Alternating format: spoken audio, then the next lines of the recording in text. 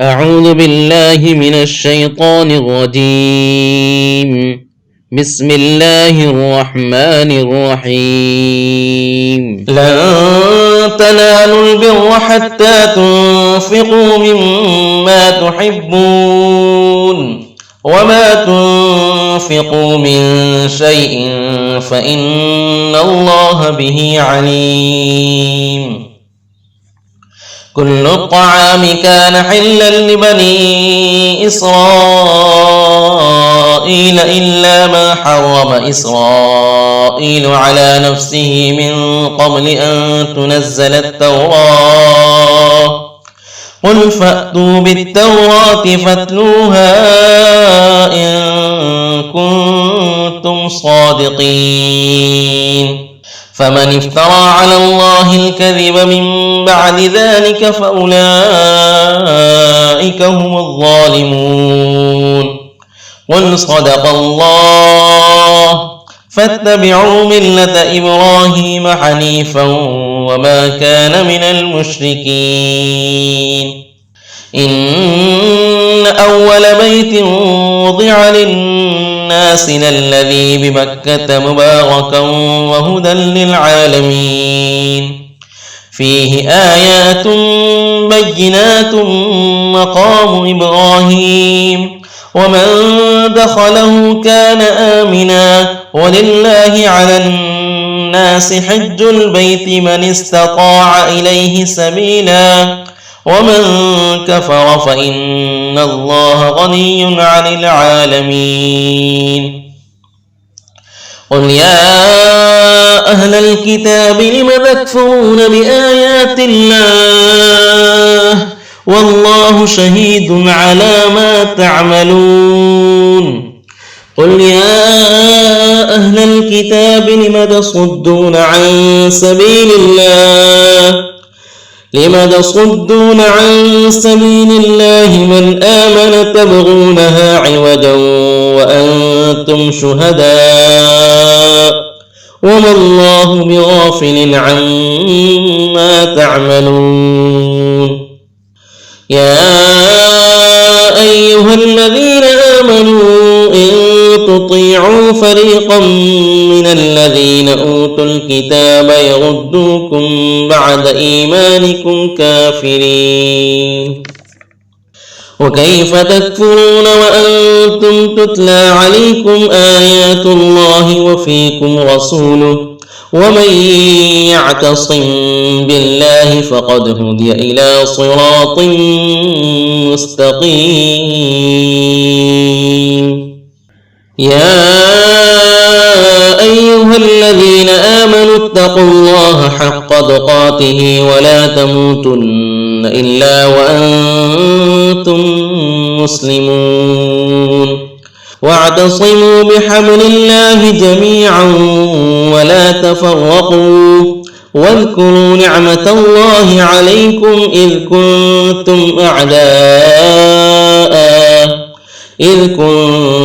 أعداء فألف بين قلوبكم فأصبحتم بنعمته إخوانا وكنتم على شفا حفرة من النار فأنقذكم منها. كذلك يبين الله لكم آياته لعلكم تهتدون. ولتكن منكم أمة يدعون إلى الخير ويأمرون بالمعروف وينهون عن المنكر وأولئك هم المفلحون. ولا تكونوا كالذين تفرقوا واختلفوا من بعد ما جاءهم البينات وأولئك لهم عذاب عظيم. يوم تبيض وجوه وتسود وجوه فأما الذين اسودت وجوههم أكفرتم بعد إيمانكم فذوقوا العذاب بما كنتم تكفرون. وأما الذين ابيضت وجوههم ففي رحمة الله هم فيها خالدون. تلك آيات الله نتلوها عليك بالحق وما الله يريد ظلما للعالمين. ولله ما في السماوات وما في الأرض وإلى الله ترجع الأمور. كنتم خير أمة أخرجت للناس تأمرون بالمعروف وتنهون عن المنكر وتؤمنون بالله ولو آمن أهل الكتاب لكان خيرا لهم منهم المؤمنون وأكثرهم الفاسقون. لن يضروكم إلا أذى وإن يقاتلوكم يولوكم الأدبار ثم لا ينصرون.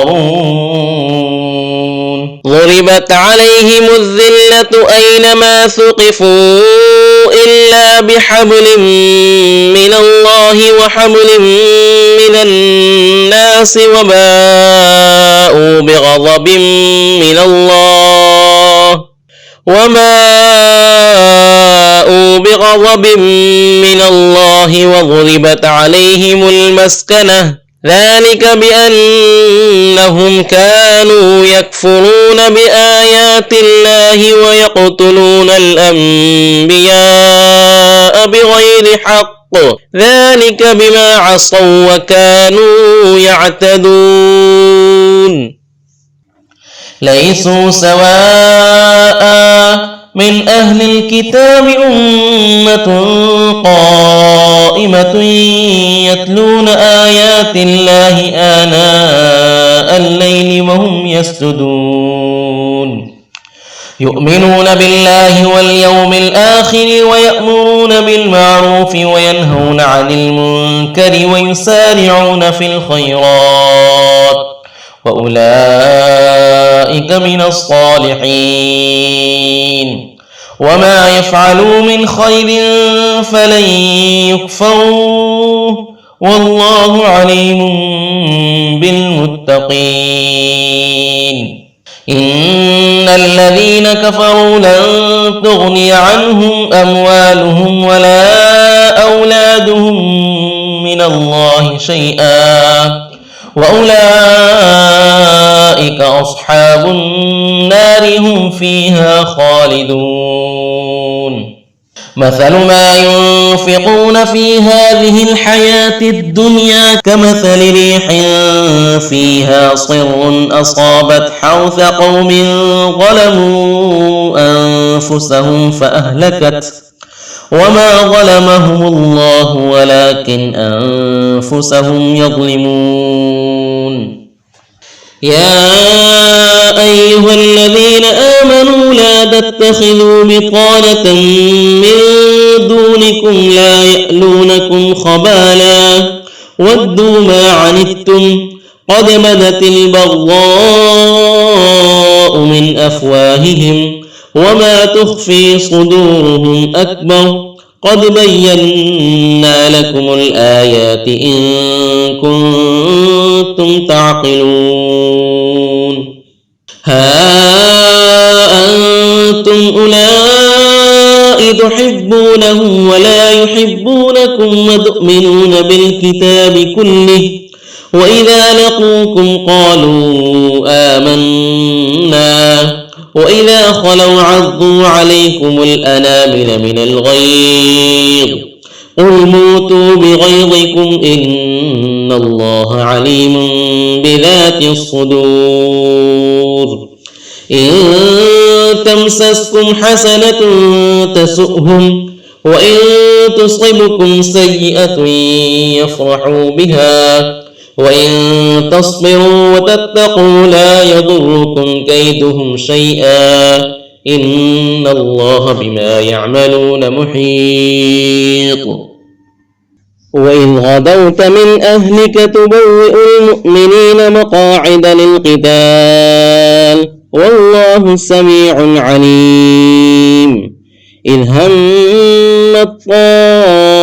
الطائفتان منكم أن تفشلا والله وليهما وعلى الله فليتوكل المؤمنون ولقد نصركم الله ببدر وأنتم أذلة فاتقوا الله لعلكم تشكرون إذ تقول للمؤمنين ألن يكفيكم أن يمدكم ربكم ب3,000 من الملائكة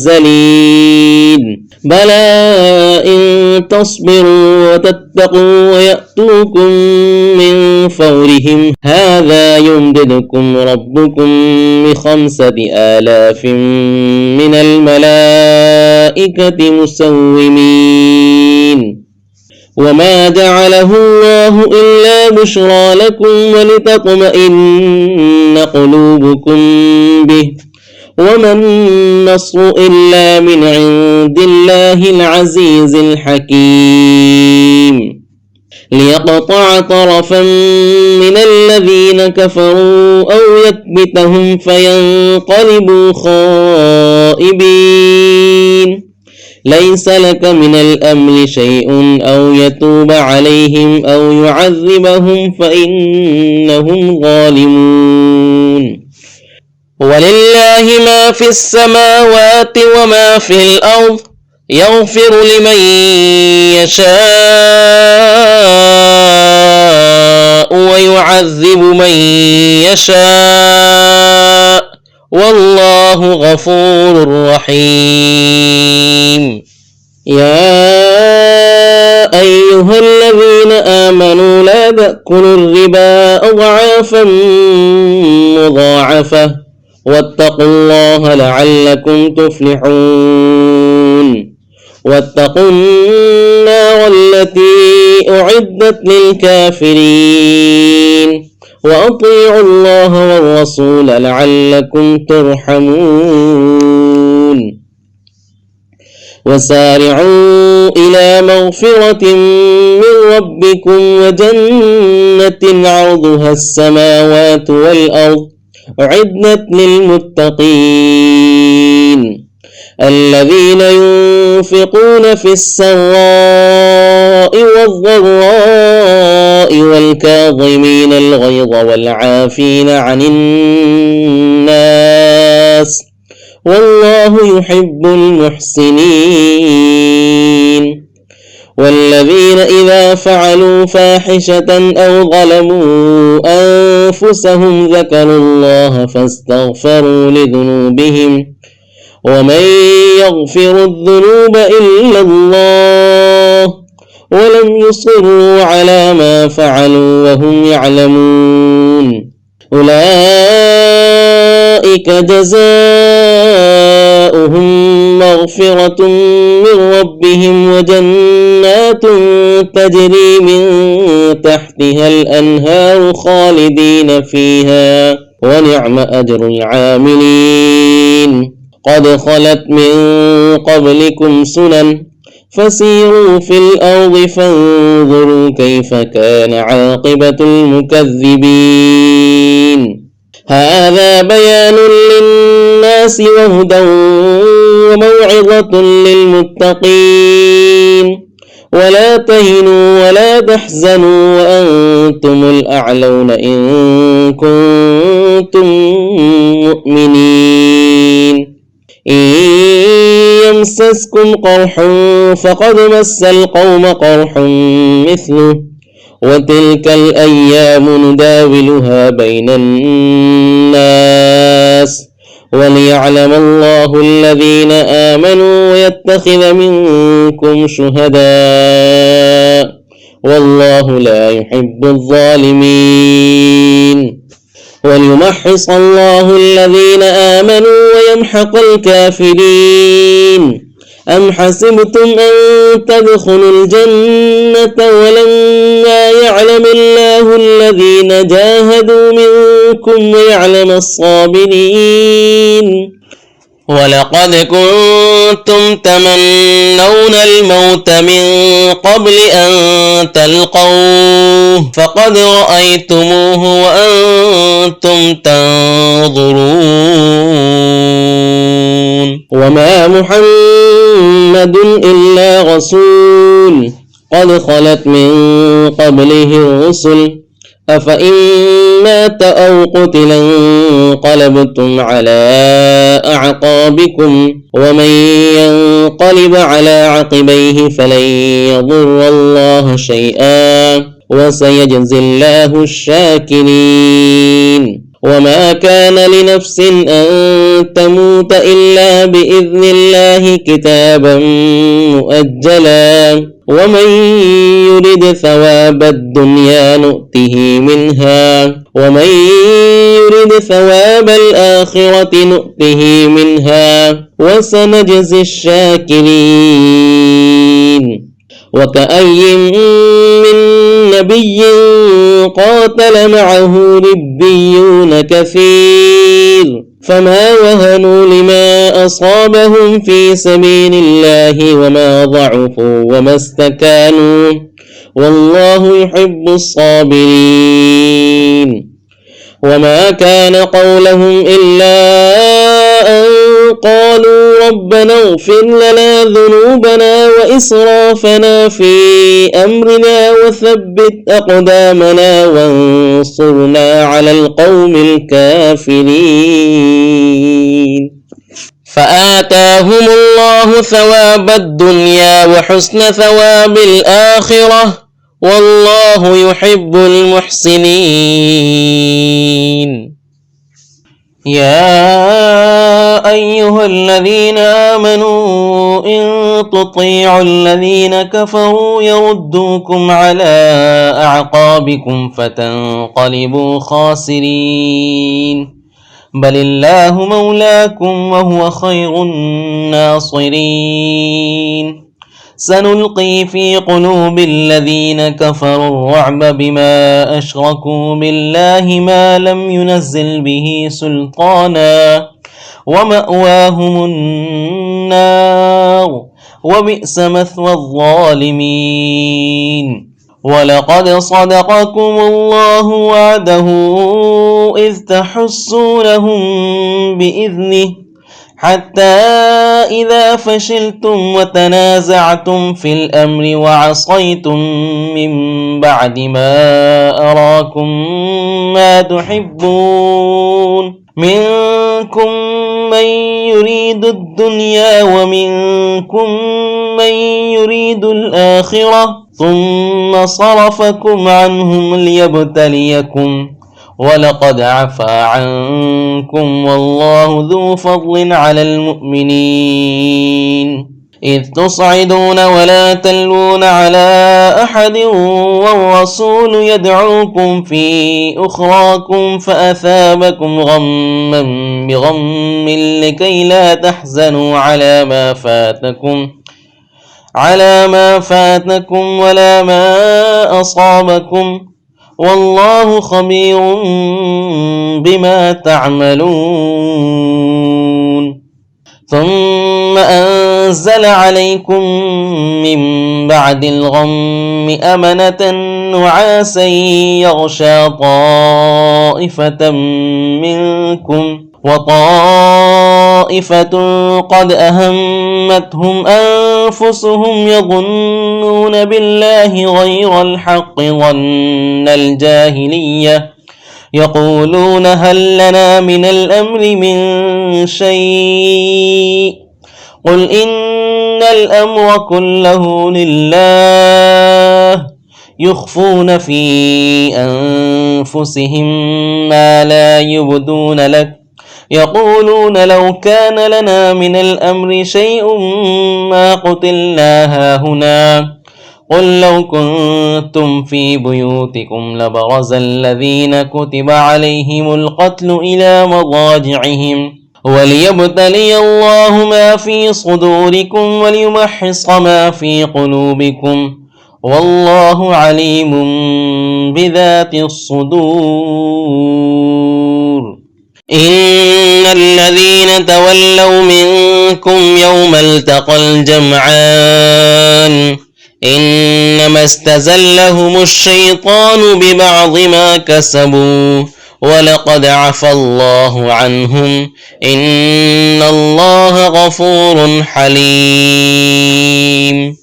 يا أيها الذين آمنوا لا تكونوا كالذين كفروا وقالوا لإخوانهم إذا ضربوا في الأرض أو كانوا غزا لو كانوا عندنا ما ماتوا وما قتلوا ليجعل الله ذلك حسرة في قلوبهم والله يحيي ويميت والله بما تعملون بصير. ولئن قتلتم في سبيل الله أو متم لمغفرة من الله ورحمة خير مما يجمعون. ولئن متم أو قتلتم لإلى الله تحشرون. فبما رحمة من الله لنت لهم ولو كنت فظا غليظ القلب لانفضوا من حولك فاعف عنهم واستغفر لهم وشاورهم في الأمر فإذا عزمت فتوكل على الله إن الله يحب المتوكلين. إن ينصركم الله فلا غالب لكم وإن يخذلكم فمن ذا الذي ينصركم من بعده وعلى الله فليتوكل المؤمنون. وما كان لنبي أن يغل ومن يغل يأت بما غل يوم القيامة ثم توفى كل نفس ما كسبت وهم لا يظلمون. أفمن اتبع رضوان الله كمن باء بسخط من الله ومأواه جهنم وبئس المصير. هم درجات عند الله والله بصير بما يعملون. لقد من الله على المؤمنين إذ بعث فيهم رسولا من أنفسهم يتلو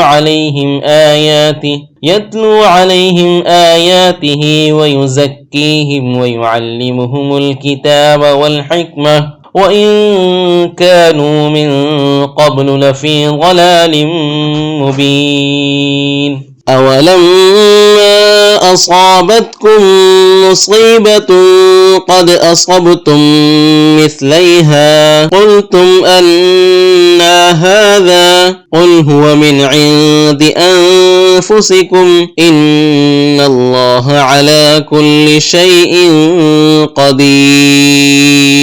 وما أصابكم يوم التقى الجمعان فبإذن الله وليعلم الذين نافقوا. وقيل لهم تعالوا قاتلوا في سبيل الله أو ادفعوا قالوا لو نعلم قتالا لاتبعناكم هم للكفر يومئذ أقرب منهم للإيمان يقولون بأفواههم ما ليس في قلوبهم والله أعلم بما يكتمون. الذين قالوا لإخوانهم وقعدوا لو أطاعونا ما قتلوا قل فادرءوا عن أنفسكم الموت إن كنتم صادقين. ولا تحسبن الذين قتلوا في سبيل الله أمواتا بل أحياء عند ربهم يرزقون فرحين بما آتاهم الله من فضله ويستبشرون بالذين لم يلحقوا بهم من خلفهم ألا خوف عليهم ولا هم يحزنون. يستبشرون بنعمة من الله وفضل وأن الله لا يضيع أجر المؤمنين. الذين استجابوا لله والرسول من بعد ما أصابهم القرح للذين أحسنوا منهم واتقوا أجر عظيم. الذين قال لهم الناس إن الناس قد جمعوا لكم فاخشوهم فزادهم إيمانا وقالوا حسبنا الله ونعم الوكيل. فانقلبوا بنعمة من الله وفضل لم يمسسهم سوء واتبعوا رضوان الله والله ذو فضل عظيم. إنما ذلكم الشيطان يخوف أولياءه فلا تخافوهم وخافون إن كنتم مؤمنين. ولا يحزنك الذين يسارعون في الكفر إنهم لن يضروا الله شيئا يريد الله ألا يجعل لهم حظا في الآخرة ولهم عذاب عظيم. إن الذين اشتروا الكفر بالإيمان لن يضروا الله شيئا ولهم عذاب أليم. ولا يحسبن الذين كفروا أنما نملي لهم خير لأنفسهم إنما نملي لهم ليزدادوا إثما ولهم عذاب مهين. ما كان الله ليذر المؤمنين على ما أنتم عليه حتى يميز الخبيث من الطيب وما كان الله ليطلعكم على الغيب ولكن الله يجتبي من رسله من يشاء فآمنوا بالله ورسله وإن تؤمنوا وتتقوا فلكم أجر عظيم. ولا يحسبن الذين يبخلون بما آتاهم الله من فضله هو خيرا لهم بل هو شر لهم سيطوقون ما بخلوا به يوم القيامة ولله ميراث السماوات والأرض والله بما تعملون خبير. لقد سمع الله قول الذين قالوا إن الله فقير ونحن أغنياء سنكتب ما قالوا وقتلهم الأنبياء بغير حق ونقول ذوقوا عذاب الحريق ذلك بما قدمت أيديكم وأن الله ليس بظلام للعبيد. الذين قالوا إن الله عهد إلينا ألا نؤمن لرسول حتى يأتينا بقربان تأكله النار قل قد جاءكم رسل من قبلي بالبينات وبالذي قلتم فلم قتلتموهم إن كنتم صادقين فإن كذبوك فقد كذب رسل من قبلك جاءوا بالبينات والزبر والكتاب المنير كل نفس ذائقة الموت وإنما توفون أجوركم يوم القيامة فمن زحزح عن النار وأدخل الجنة فقد فاز وما الحياة الدنيا إلا متاع الغرور. لتبلون في أموالكم وأنفسكم ولتسمعن من الذين أوتوا الكتاب من قبلكم ومن الذين أشركوا أذى كثيرا وإن تصبروا وتتقوا فإن ذلك من عزم الأمور. وإذ أخذ الله ميثاق الذين أوتوا الكتاب لتبيننه للناس ولا تكتمونه فنبذوه وراء ظهورهم واشتروا به ثمنا قليلا فبئس ما يشترون. لا تحسبن الذين يفرحون بما أتوا ويحبون أن يحمدوا بما لم يفعلوا فلا تحسبنهم بمفازة من العذاب ولهم عذاب أليم. ولله ملك السماوات والأرض والله على كل شيء قدير. إن في خلق السماوات والأرض واختلاف الليل والنهار لآيات لأولي الألباب الذين يذكرون الله قياما وقعودا وعلى جنوبهم ويتفكرون في خلق السماوات والأرض ربنا ما خلقت هذا باطلا سبحانك فقنا عذاب النار. ربنا إنك من تدخل النار فقد أخزيته وما للظالمين من أنصار.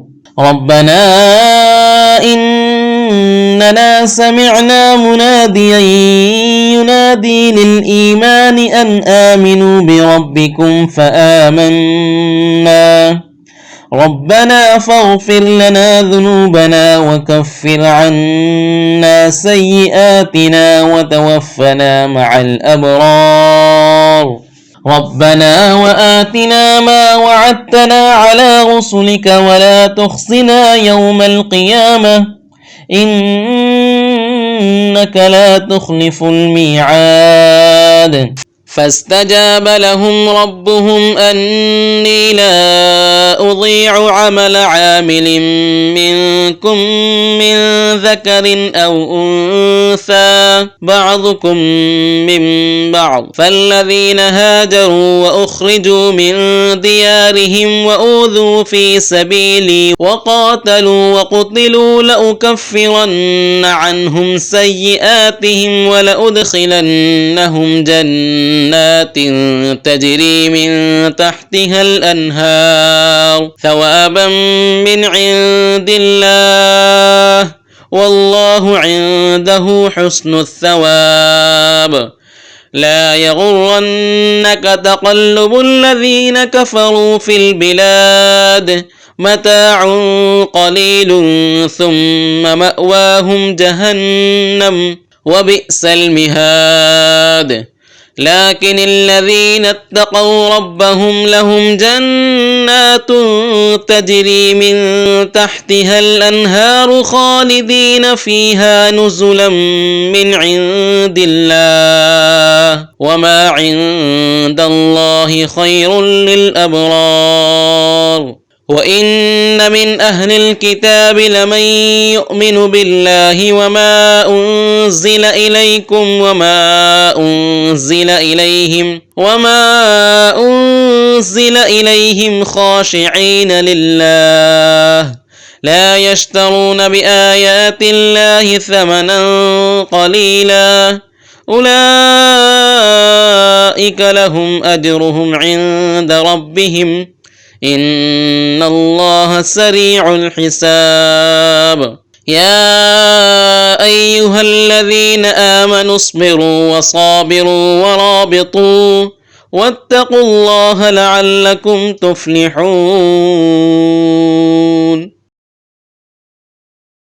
بسم الله الرحمن الرحيم يا أيها الناس اتقوا ربكم الذي خلقكم من نفس واحدة وخلق منها زوجها وبث منهما رجالا كثيرا ونساء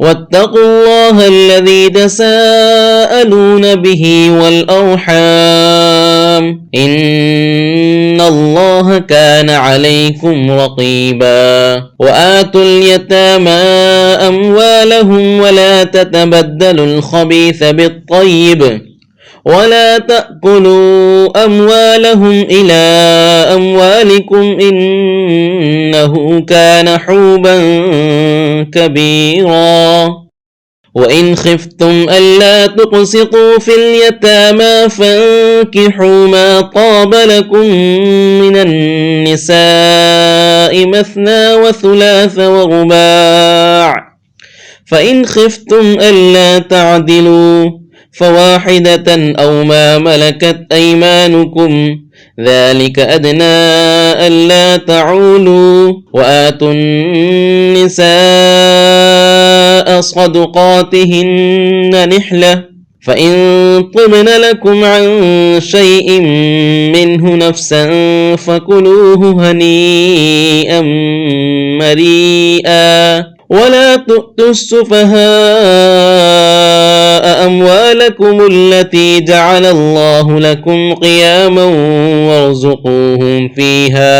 وارزقوهم فيها واكسوهم وقولوا لهم قولا معروفا وابتلوا اليتامى حتى إذا بلغوا النكاح فإن آنستم منهم رشدا فادفعوا إليهم أموالهم ولا تأكلوها إسرافا وبدارا أن يكبروا ومن كان غنيا فليستعفف ومن كان فقيرا فليأكل بالمعروف فإذا دفعتم إليهم أموالهم فأشهدوا عليهم وكفى بالله حسيبا للرجال نصيب مما ترك الوالدان والأقربون وللنساء نصيب مما ترك الوالدان والأقربون مما قل منه أو كثر نصيبا مفروضا وإذا حضر القسمة أولو القربى واليتامى والمساكين فارزقوهم منه وقولوا لهم قولا معروفا وليخشى الذين لو تركوا من خلفهم ذرية ضعافا خافوا عليهم فليتقوا الله وليقولوا قولا سديدا إن الذين يأكلون أموال اليتامى ظلما إنما يأكلون في بطونهم نارا وسيصلون سعيرا يوصيكم الله في أولادكم للذكر مثل حظ الأنثيين فإن كن نساء فوق 2 فلهن ثلثا ما ترك وإن كانت واحدة فلها النصف ولأبويه لكل واحد منهما السدس مما ترك إن كان له ولد فإن لم يكن له ولد وورثه أبواه فلأمه الثلث فإن كان له إخوة فلأمه السدس من بعد وصية يوصي بها أو دين آباؤكم وأبناؤكم لا تدرون أيهم أقرب لكم نفعا فريضة من الله إن الله كان عليما حكيما ولكم نصف ما ترك أزواجكم إن لم يكن لهن ولد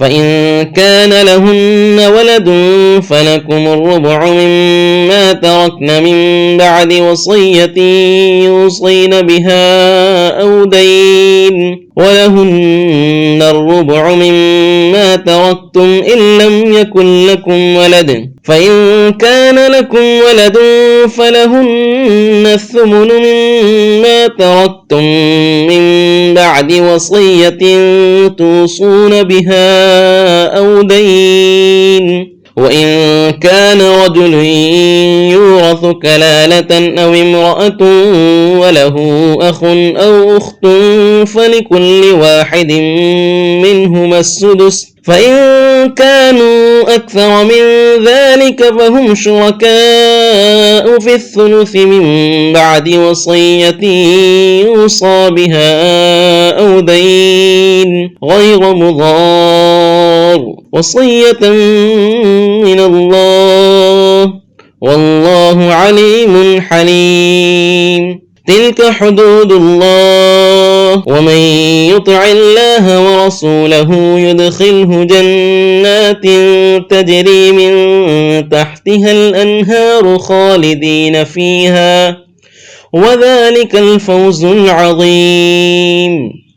ومن يعص الله ورسوله ويتعد حدوده يدخله نارا خالدا فيها وله عذاب مهين. واللاتي يأتين الفاحشة من نسائكم فاستشهدوا عليهن 4 منكم فإن شهدوا فأمسكوهن في البيوت حتى يتوفاهن الموت أو يجعل الله لهن سبيلا. واللذان يأتيانها منكم فآذوهما فإن تابا وأصلحا فأعرضوا عنهما إن الله كان توابا رحيما. إنما التوبة على الله للذين يعملون السوء بجهالة ثم يتوبون من قريب فأولئك يتوب الله عليهم وكان الله عليما حكيما. وليست التوبة للذين يعملون السيئات حتى إذا حضر أحدهم الموت قال إني تبت الآن ولا الذين يموتون وهم كفار أولئك أعتدنا لهم عذابا أليما. يا أيها الذين آمنوا لا يحل لكم أن ترثوا النساء كرها ولا تعضلوهن لتذهبوا ببعض ما آتيتموهن إلا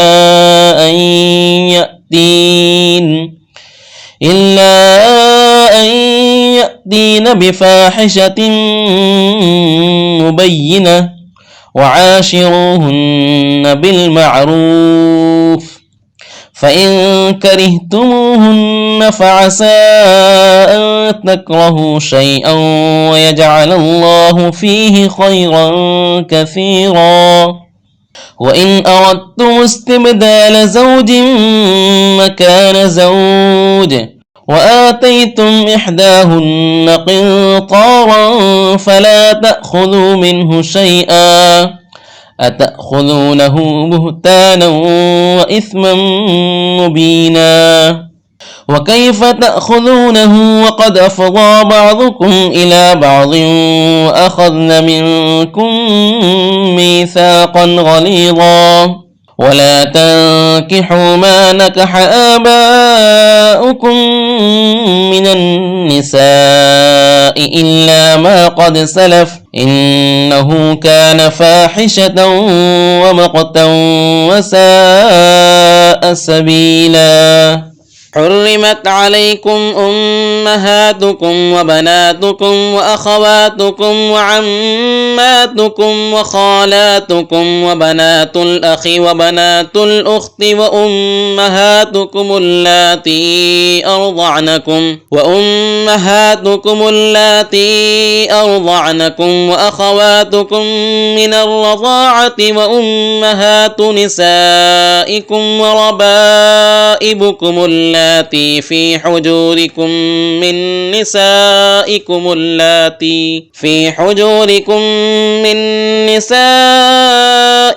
اللاتي دخلتم بهن، فإن لم تكونوا دخلتم بهن فلا جناح عليكم، وحلائل أبنائكم الذين من أصلابكم، وأن تجمعوا بين الأختين إلا ما قد سلف، إن الله كان غفورا رحيما.